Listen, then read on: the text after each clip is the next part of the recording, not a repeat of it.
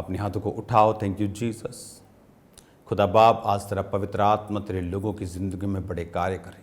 इस वचन के ज़रिए से तेरी नॉलेज, तेरे वचन का ज्ञान भरपूरी के साथ इनकी ज़िंदगी में वास करे। जब ये खुदा तेरे वचन की गहराई में, तेरे वचन के ज्ञान में चले तो शैतान इनको मूर्ख ना बनाने पाए और ये शैतान को अपने पाँव के नीचे कुचल कर हराएं। खुदावन उसके जलते हुए तीरों को बुझा सकें। तेरे आत्मा के हथियारों के साथ इक्विप हो के खुदावन तेरे मस्से, तेरे स्वभाव में चलें। खुदावन तेरे वचन की रोशनी इनको गाइड करे। मेरे सामर्थी परमेश्वर, तेरा आत्मा आज इनको इस वचन के जरिए ब्लेस करे, हील करे, डिलीवर करे, चंगा करे, खुदावन आज़ाद करे। खुदावन प्रभु यीशु मसीह के पवित्र और सामर्थी नाम में हम मांगते हैं, आमीन आमीन। God bless you all. खुदावन के नाम में आपका स्वागत है सबका। एक चीज़ जो आपको मैं पवित्र आत्मा के ज़रिए से बताना चाहता हूँ वो ये है कि परमेश्वर बड़े ध्यान से आपको देखता है कि जब वो आपको कोई बरकत देता है, जब परमेश्वर का आत्मा आपको कोई बरकत देता है, आपको स्पिरिट में, स्पिरिचुअल लाइफ में, फिज़िकल में, कोई फाइनेंस में बरकत देता है, तो वो बरकत देने के बाद आपके जो स्वभाव को, आपके एक्शंस को, मोटिव्स को चेक करता है। कई बार लोग जब परमेश्वर में चलते हैं और परमेश्वर उनकी आत्मिक उन्नति करता है या उनको बरकत देता है, उन्हें लगता है कि वो नेचुरली इसमें बढ़ रहे हैं, लेकिन फिर परमेश्वर उस बरकत को जब उनकी लाइफ में कम कर देता है, उनको मालूम होता है कि नहीं, वो परमेश्वर की ओर से थी, और फिर से वो प्रभु को पुकारते हैं और बरकत को पाते हैं। आज यही वचन हम परमेश्वर के इस बुक से सुनेंगे, खुदावंद के पवित्र कलाम में से आज हम उन वचनों को सुनेंगे।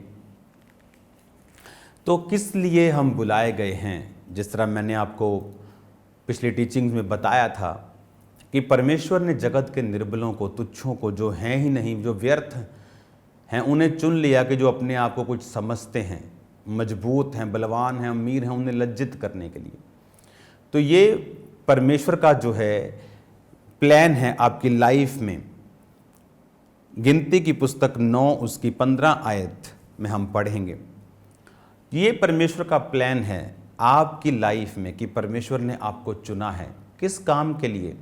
आपकी ज़िंदगी में आपको ब्लेस करके, आपको खड़ा करके, स्ट्रॉन्ग करके, मजबूत करके। क्योंकि परमेश्वर अपनी ग्लोरी को, अपने आप को, अपनी उपस्थिति को दिखाना चाहता है। वो ये दिखाना चाहता है कि वो जीवित परमेश्वर है।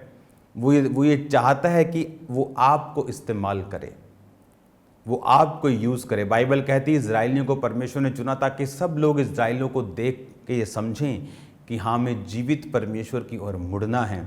इज़राइलियों की लाइफ में परमेश्वर इस रीति के साथ काम करता था, तो उसने आपको भी इसी रीति के साथ काम करने के लिए चुना है। उसने आपको भी इसी रीति के साथ ब्लेस होने के लिए चुना है। अब गिनती 9 उसकी 15 आयत में लिखा, जिस दिन निवास जो साक्षी का तंबू भी कहलाता है खड़ा किया गया, उस दिन बादल उस पर छा गया और संध्या को वो निवास पर आग सा दिखाई दिया और भोर तक दिखाई देता रहा। ये कौन सा साक्षी का तंबू था? ये वही परमेश्वर का पहला भवन जो तंबू में था, मैं उसकी बात कर रहा हूँ, जो परमेश्वर ने मूसा को कहा था और मूसा को सारा डिज़ाइन समझाया था कि वो तंबू किस रीति का होगा। और तंबू ये मत सोच लो जो हम लगाते हैं तंबू, 4 बांस खड़ा किया, ये वो तंबू नहीं था। ये स्ट्रॉन्ग था, जिस तरह घर बनाए जाते उस तरह का स्ट्रॉन्ग एक निवास स्थान था, लेकिन तंबू का बना हुआ। अगर आप पुराने टाइम में स्टडी करेंगे तो राजाओं के भी तंबू लगते थे। इसका मतलब ये नहीं वो तंबू आज वाले जो बम्बुओं के साथ तंबू लगता है, वो नहीं। वो तंबू वाकई में आलीशान घर की तरह होते थे, और ये तंबू भी सोने और चांदियों से और परमेश्वर की उपस्थिति से ये भरा हुआ तंबू था। तो परमेश्वर ने मूसा को दिखाया कि किस तरह से तूने तंबू बनाना है, पवित्र स्थान बनाना है, परम पवित्र स्थान बनाना है, बाहर का आउटर कोर्ट बनाना है, पीतल की होदी रखनी है, जहाँ पर हाथ मुंह धोकर लोग आगे अंदर आया करेंगे, वो सारी चीज़ें परमेश्वर ने उसको सिखाई और बनाई। और बाइबल कहती जिस दिन वो खड़ा किया गया, परमेश्वर का जो बादल था उस पर छा गया और रात को वो बादल में से आग दिखाई देती थी। और अब ये बात आपको ध्यान से समझनी है कि परमेश्वर ने इस्राएलियों को बुला लिया, परमेश्वर ने अपनी महिमा के लिए उन्हें बुलाया और बोला कि तुम मेरी महिमा के लिए बुलाए गए हो और चुने गए हो। अब इजरायली बुला तो लिए गए, अब वो जंगल में हैं और परमेश्वर कहता कि मैं कनान देश तुमको दूंगा और कनान देश में दूध और शहद की जो हैं वो नदियां बहती हैं। लेकिन हम ये सब जानते हैं कि इंसान का बनाया हुआ जो प्लान्स है वो काम नहीं करता, मोस्टली वो काम नहीं करता। इसलिए आज मोस्ट ऑफ द पीपल, दुनिया में जो ज़्यादातर लोग हैं वो निराश हैं। अब ज़्यादातर मैं लोगों की बात कर रहा हूँ। कोई फाइनेंस में निराश है, उसका काम नहीं चल रहा, बढ़ नहीं रहा।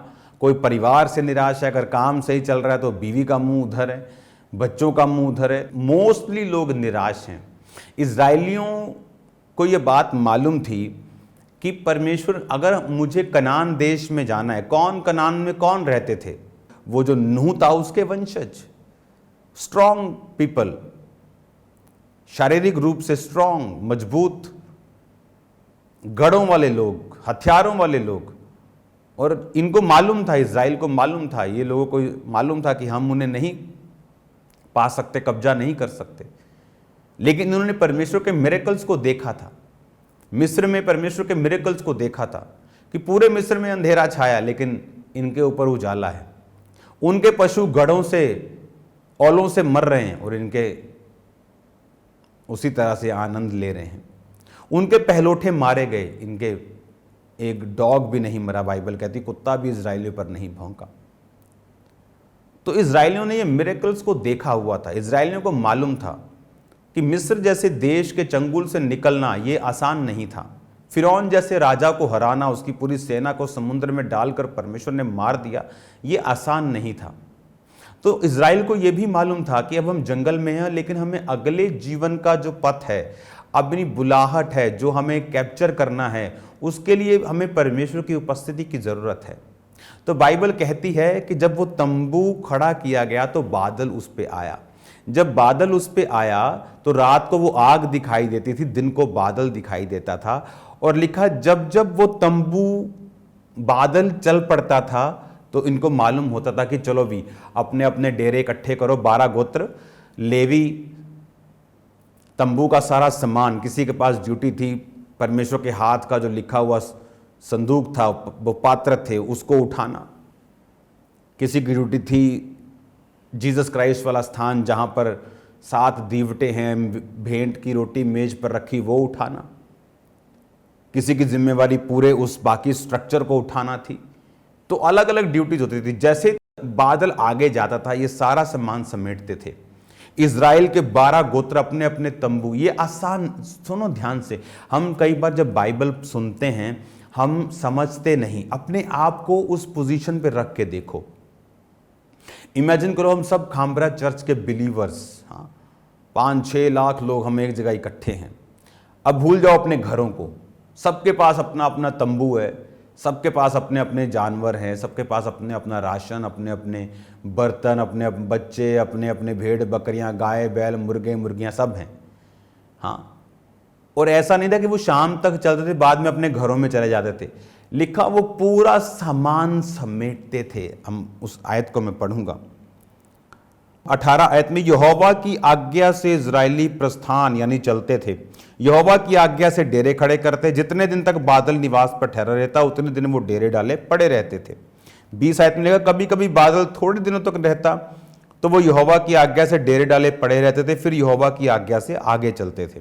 21 आयत में लिखा, कभी कभी बादल केवल शाम से भोर तक रहता, कभी कभी भोर को उठ जाता, वो प्रस्थान करते थे। कभी कभी वह रात दिन बराबर रहता तो बादल उठ जाता, वो प्रस्थान करते थे। बादल कभी 2 दिन, कभी 1 महीना, कभी वर्ष भर निवास पर ठहरता और इजरायली अपने डेरों में रहते और प्रस्थान नहीं करते थे।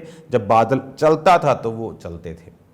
इमेजिन करो कि आप आज यहां पर पहुंचे हो, हाँ, आप बोलते हो कि ओ सुबह खामबरा चर्च गए थे, शाम को घर पहुंचे, थक गए बसों में, आप 1 दिन में थक गए, इमेजिन करो, वो रोज बादल चलता था तो लेवियों को मालूम था, चलो भी तंबू का सारा सामान, इतना पवित्र सामान, कितने प्यार से संभाल कर, कितने कंट्रोल में, कपड़ों में लपेट कर पवित्र चीज़ों को कंधों पे उठा के चलते थे।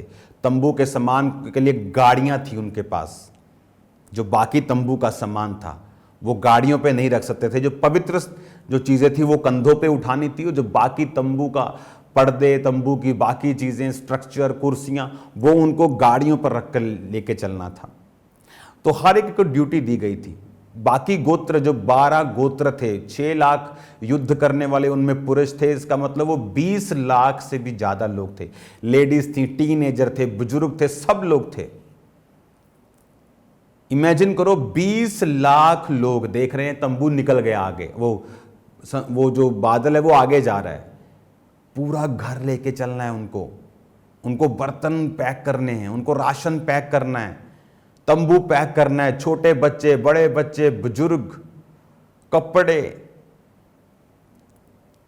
गाय, बैल, भैंसे, सब लेना है और फिर चलना है। बादल रुका, वो रुके, तंबू खड़े किए, शाम को बादल फिर चल पड़ा है। अब फिर सामान पैक करें सारा। क्या सिखा रहा था परमेश्वर उनको, कि आत्मिकता की जो राह है वो आसान नहीं है। जब हम स्पिरिट को फॉलो करते हैं और गॉड्स प्रेजेंस को फॉलो करते हैं, that's not a easy thing. उसमें एफर्ट लगता है, उसमें फ्रस्ट्रेशन लग सकती है, उसमें मुश्किल लग सकता है, नॉनसेंस भी लग सकती है। ये क्या बात है प्रभु, छोटे छोटे हमारे बच्चे हैं, शाम को तू आया, सुबह को तू फिर चल पड़ा, लिखा भोर को 4 बजे तड़के कि बादल देखा, बादल चल पड़ा, ओए बादल चल पड़ा, बादल चल पड़ा, चलो चलो उठो उठो, बच्चों को उठा रहे हैं, जानवरों को जहां जहां से बांधा हुआ इकट्ठा कर रहे हैं, बर्तन पैक कर रहे हैं, राशन पैक कर रहे हैं, तंबू पैक कर रहे हैं, लेवी अपना काम कर रहे हैं, गोत्र अपना काम कर रहे हैं, और पूरा 20 लाख 21-25 लाख का कुनबा, पूरा वो ताम झाम लेकर पूरे का पूरा देश जो है वो चल रहा है। कुछ देशों की जनसंख्या है ये, फुल देश की, और पूरा देश उस बादल के पीछे है। हालेलुया। तो आप इमेजिन करो, आज इजरायलियों की पॉपुलेशन 70 लाख के करीब होगी आई थिंक। न्यूजीलैंड की पॉपुलेशन 55 लाख होगी आई थिंक, और ये भी 25 लाख 20-25 लाख लोग थे। रात को पैक किया सामान, सुबह परमेश्वर आया, रात को फिर निकल पड़ा बादल। कभी 2 दिन के लिए, चलो ऐसा लगता है 2 दिन कि लगता है बादल रुकेगा, सामान समून तंबू अपने टाइट किए, रस्सियां बांध रही हैं, लेडीज लोग सामान लगा रही हैं, चावल पूरे पैक, रसोई बना रही हैं, और देखा 2 दिन बाद वो फिर चल पड़ा, फिर सामान पैक किया और फिर आके। ये मुश्किल क्यों किया परमेश्वर ने? क्योंकि वो हमें सिखा रहा था। बाइबल कहती पुराना नियम हमें सिखाने के लिए, वो हमें सिखा रहा था कि तुम्हें अगर कनान देश यानी अपने वायदे के देश में अपने वायदे को पूरा होते हुए देखना है, जो आपकी लाइफ में परमेश्वर ने वायदा किया है, जो परमेश्वर ने आपको जिस मकसद के तहत बुलाया है, अगर तुम्हें उस मकसद को पूरा करना है तो तुम्हें मेरी प्रेजेंस को फॉलो करना पड़ेगा। वो आसान नहीं है। अपने टीवी प्रोग्राम्स फेवरेट को छोड़ देना, पार्टीज को ना जाना, मत्थे ना टेकना, जगह जगह लंगर प्रसाद ना, आसान नहीं है लोगों को नाराज करना। लेकिन हमें ये मालूम है कि वो प्रतिज्ञा का देश, वो ब्लेसिंग्स जो खुदा ने मेरे लिए सोची हैं, वो मैं नहीं पा सकता हूं अगर मैं उसकी प्रेजेंस में नहीं चलूंगा। आप जानते क्यों दाऊद ने कहा, हे प्रभु अपने पवित्र आत्मा को मुझसे अलग ना कर। जब हम भजन संहिता 51 उसकी 11 आयत पढ़ते हैं, मुझे अपने सामने से निकाल ना दे, अपने पवित्र आत्मा को मुझसे अलग ना कर। क्यों दाऊद ने कहा अपनी प्रेजेंस को, पवित्र आत्मा को मुझसे अलग ना कर? क्योंकि जितनी लड़ाइयां दाऊद ने लड़ी और जीती, वो सारी पवित्र आत्मा की हुजूरी की वजह से थी। पवित्र आत्मा कई बार उसे योजना बताता था कि इस तरफ से घेरा डालना है। अगले युद्ध में वो फिर जाता था, घेरा डालने लगता था। परमेश्वर बोलता है, पिछले युद्ध में तुम्हें घेरा डालने के लिए बोला था, अब तुम्हें मैं घेरा डालने के लिए नहीं बोल रहा हूँ। पीछे से जा, सामने से जा, साइडों से जा, थोड़े लोग इधर से अटैक करो, बाकी लोग पीछे से। हर युद्ध में परमेश्वर उसको अलग योजना देता था। और जब उसने पाप किया और परमेश्वर के बादल उसकी जिंदगी से हट गया, तो उसको मालूम था कि मैं जीत रहा हूं क्योंकि बादल, पवित्र आत्मा मेरे ऊपर है, पवित्र आत्मा मेरे साथ है। इसलिए उसने कहा, प्रभु अपने पवित्र आत्मा को मुझसे अलग न कर, और वो परमेश्वर से अपने गुनाहों की क्षमा को मांगता रहा। हालेलुया। तो ये चीज आपको समझ होनी चाहिए कि परमेश्वर जो है वो आपको बरकत देना चाहता है।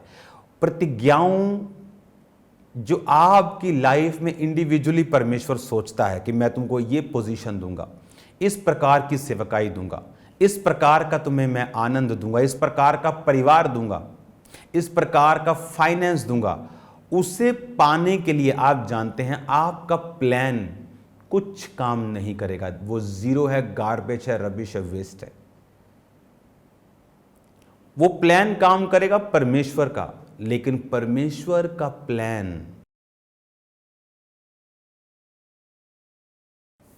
ऑस्ट्रेलिया में हम एक जगह घूमने गए थे, जंगली एरिया। तो हम एक जंगल के अंदर चले गए।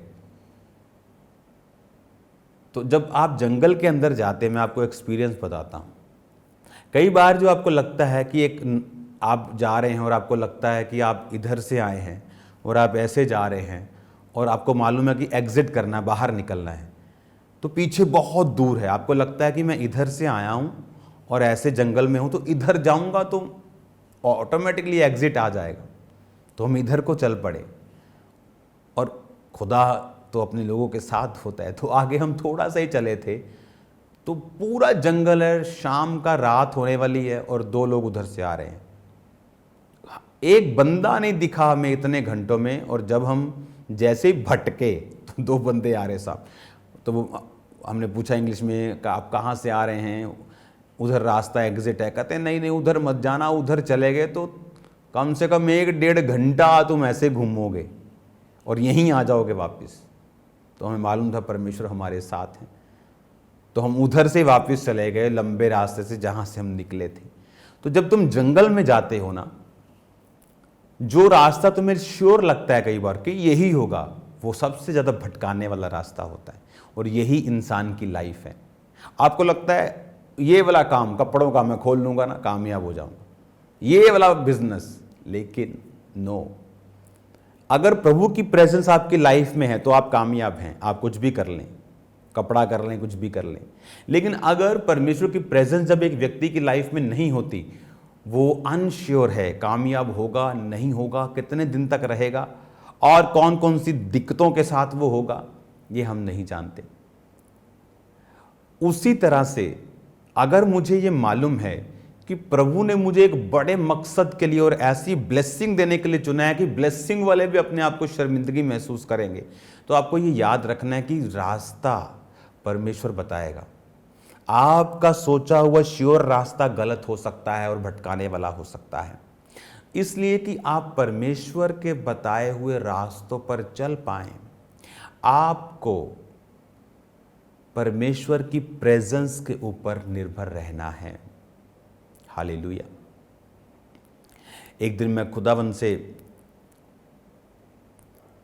बात कर रहा था, परमेश्वर मुझे गाइड कर, मैं इस मिनिस्ट्री को आगे किस तरह से लेके जाऊं।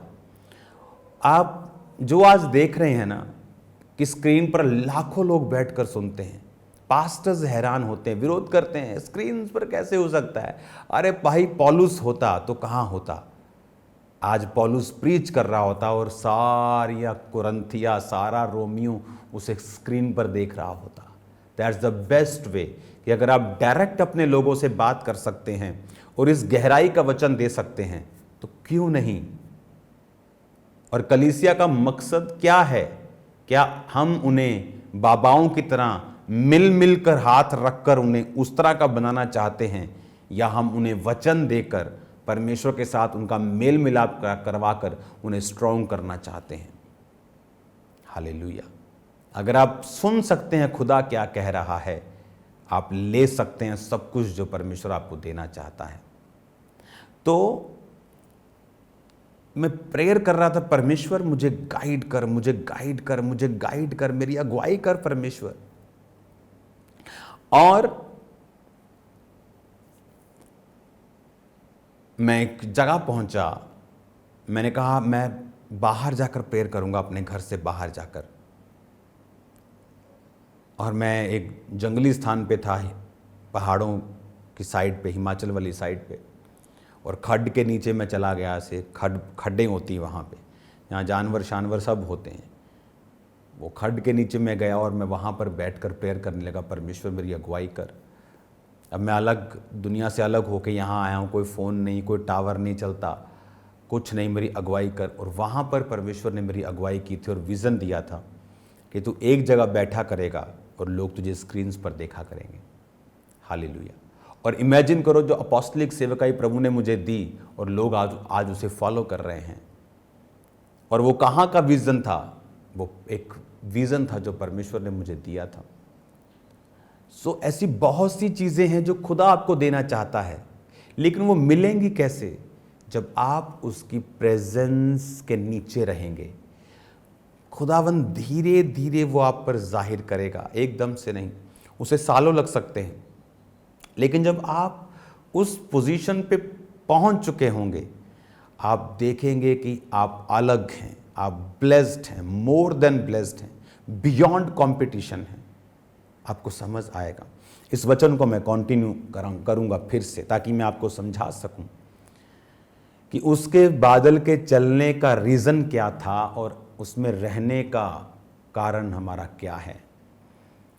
God bless you all. शाम को प्रार्थना पहाड़ की प्रेयर्स को करना नहीं भूलना, वो आपको सेम नहीं रहने देंगी।